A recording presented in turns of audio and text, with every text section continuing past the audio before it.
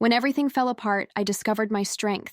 My name is Lucia. I'm 34 years old, and this story happened a little over 2 years ago, but I still feel its weight and scars every day. Before everything happened, my life was simple and peaceful, the kind you don't even realize you're living until something shakes it up. I was married to Rodrigo, worked part-time at a stationery store downtown, and spent my afternoons helping my mother around the house. I had a best friend since I was a teenager, Anna, who knew every detail of my life, and I knew every detail of hers. We were inseparable, soul sisters, as we like to say. My routine was stable, even predictable, and I thought this was synonymous with security. At the time, my biggest dream was to be a mother. Rodrigo and I had been trying for months, and when the test finally came back positive, I cried tears of joy in the bathroom, as if it were the most important moment of my life, and maybe it was. I called Anna before even telling my family. She screamed into the phone, saying she couldn't wait to see my belly grow. I felt at the height of happiness, as if all the pieces of my life were falling into place. I didn't know that in a matter of weeks it would all fall apart like paper. The loss came silently and cruelly. Severe abdominal pain, unexpected bleeding, the rush to the hospital, and then the doctor saying words I struggled to understand. There's no more heartbeat. It was as if the world had gone silent and empty. I returned home with a hole inside me, carrying the weight of a silence no one knew how to fill. Rodrigo tried to be strong, but I saw the same despair in his eyes. Anna, when she found out, said she was sorry, but her voice sounded distant, as if she were too busy to truly care. The final blow came days later, when I received a WhatsApp invitation to her baby shower. I thought, despite the pain, I could go. After all, she was my best friend. But before I could confirm, she sent me a direct message. "Lou, I think it's best if you don't go. You're going through a difficult time and could bring a heavy energy to the event." I read and reread it so many times I lost count. I couldn't believe someone who knew me so deeply could hurt me like that. It was as if she were saying my pain was contagious. In the following days, I plunged into near-total isolation. I stopped answering calls and avoided leaving the house. Every time I saw a pregnant woman on the street, I felt like someone was squeezing an open wound inside me. Rodrigo did his best to cheer me up, but I knew he was also emotionally exhausted. My mother tried to talk, but I only responded with monosyllables. I didn't want advice. I wanted to wake up from a nightmare that seemed endless. And above all, I wanted to understand how Anna had managed to move away so quickly. A few weeks later, I received an unexpected visit. Juliana, my cousin, showed up with a simple cake and a tight hug. She didn't try to convince me of anything, didn't tell me that it would pass, or that God knows what he's doing. She just sat on the couch, took my hand, and stayed with me. That was the first time I felt a small ray of light return to my life. Juliana was pregnant too, but hers was a complicated pregnancy, full of worries. Even so, she made time to come see me. Little by little, our relationship grew closer than ever. She invited me to help her plan her baby shower. At first, I hesitated. I was afraid it would reopen my wounds, but at the same time, I felt it was a chance to reconnect with something other than pain. I accepted, and we spent afternoons planning guest lists, choosing party favors, and deciding on decorations.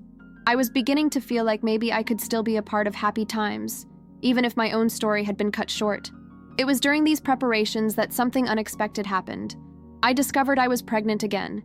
It was a mixture of fear and hope.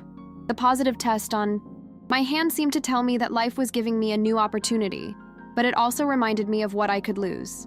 I told Rodrigo first, and he hugged me as if trying to protect me from the whole world. Then, on impulse, I decided to tell Anna. I thought perhaps the news could bring us closer together. Her reaction was anything but what I expected. Instead of joy, I detected a distant, almost cold air. She said, "That's great," but quickly changed the subject. The next day, I heard from a mutual friend that Anna had commented that I was trying to steal the thunder of her and Juliana's pregnancy, something that sounded so absurd that at first I thought it was gossip. But things began to confirm themselves in subtle ways. Unanswered messages, deletions from group chats, sidelong glances at family gatherings. That's when I realized that Anna had not only distanced herself, but was isolating me from others as well. Little by little, invitations to events disappeared, and people who always called me began to forget about me. When I tried to talk to someone, I felt a strangeness in the air, as if there was already a narrative about me circulating. It was as if Anna had decided to turn me into some kind of silent villain. This discovery plunged me into an even darker place emotionally. I was pregnant, but I felt alone, suspicious, as if the world around me were a minefield. I began avoiding even family gatherings, afraid of running into Anna and feeling that icy discomfort again. Rodrigo sensed something was wrong, but I was slow to tell him because I felt ashamed. It was as if I had allowed someone to invade my life and destroy my relationships. The point of almost giving up came one night when, alone in the kitchen, I cried so hard I thought I wouldn't stop. I cried for the loss of my first baby, for the friendship I'd lost, for the loneliness that surrounded me even when there were people in the same room. I cried because I felt like I was failing as a person and as a future mother. It was that night that Rodrigo found me sitting on the floor and said, his voice breaking, "Lou, we can't let her take away your joy with this child." His words kept ringing in my head. The next day, I woke up with my eyes still swollen, but with a decision made. I needed to start protecting what was left of me. I started by blocking Anna from my social media. It hurt because it was like ripping away something that had been a part of me for years, but I also felt a small sense of relief. Later, I began to grow closer to Juliana, Nade, my aunt, and Fabiano, an old friend who always listened to me without judgment. With this small but genuine circle, I began to regain my confidence. Preparations for Juliana's baby shower became my silent therapy. I found myself genuinely smiling as I wrapped party favors or tested candy recipes. It was as if each small gesture helped to mend a broken piece of me. There was still fear, there were still sleepless nights, but now there were also moments when I could breathe without pain. When the baby shower finally arrived, it was more than a party for Juliana.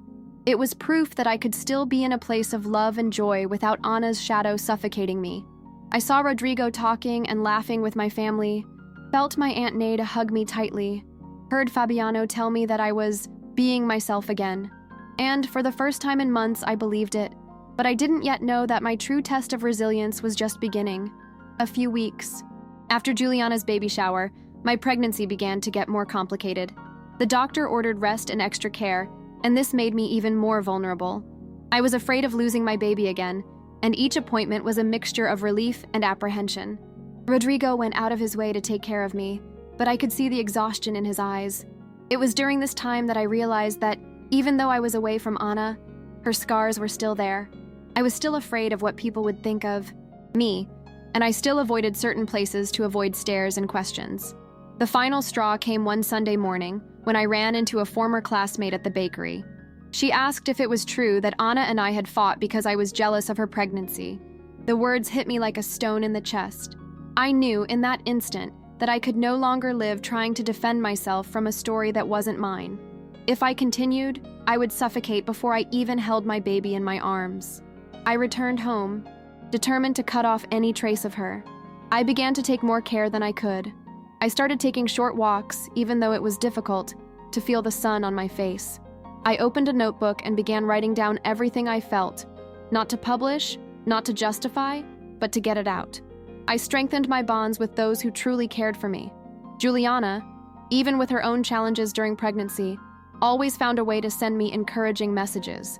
Nade, my aunt, called me almost every day to check on me and see if I was eating right. It was at this point that I realized that my overcoming wouldn't come from proving anything to anyone. It wasn't about regaining the image someone had distorted, but about building a new one for myself. I no longer had control over what Anna said or did, but I did have control over how I would live from now on. This clarity didn't come as a magical flash, but as a silent, almost invisible process of small, daily choices. In my 8th month of pregnancy, I had an anxiety attack. The feeling that something bad could happen returned with a vengeance, and I spent hours crying in my room, clutching a blanket. Rodrigo, not knowing what else to do, simply lay down beside me and remained silent. It was in that silence that I realized he wasn't there to fix me, but to be there for me, and that was what I needed most. That day, I understood that accepting help wasn't a sign of weakness. The birth of my son was simultaneously the most fragile and, powerful moment of my life. When I heard his cry, I felt as if everything I had experienced up until that point had prepared me for that moment. It wasn't as if the pain disappeared, but it shifted. Now there was something greater than it. Looking at that tiny face made me promise not to let other people's poisons define the environment in which he would grow up. In the first few months, it was a huge challenge to balance exhaustion